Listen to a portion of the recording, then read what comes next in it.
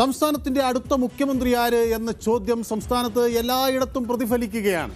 കോൺഗ്രസിനകത്ത് ഈ പ്രശ്നങ്ങൾ കണ്ട് രസിക്കുകയാണ് പ്രതിപക്ഷ ചേരി. ഏതായാലും മുഖ്യമന്ത്രി ആര് എന്ന ചോദ്യത്തിനും കാത്തിരിപ്പിനുമൊക്കെ ഇന്നത്തോടുകൂടി അവസാനം ഉണ്ടാകുമെന്നാണ് വിവരം.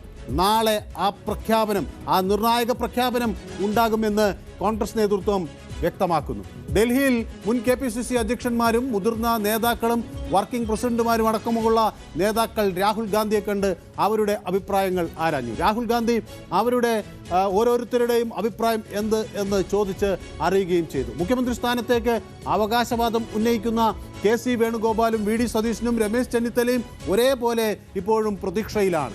അധികാരത്തിൽ തിരിച്ചെത്തി ദിവസങ്ങൾ പിന്നിട്ടിട്ടും കേരളത്തിലെ മുഖ്യമന്ത്രി ആര് എന്ന തർക്കം ഒരു തീരുമാനമാകാതെ മുന്നോട്ട് പോകുമ്പോൾ, അന്തിമ തീരുമാനമാകാതെ ആ ചർച്ച മുന്നോട്ട് പോകുമ്പോൾ വമ്പൻ വിജയത്തിന് മങ്ങലേറ്റോ എന്ന സംശയം ഉയരുകയാണ്. KPCC അധ്യക്ഷൻ തന്നെ തുറന്നു പറയുകയാണ് ഇത് മങ്ങലേറ്റു എന്ന്.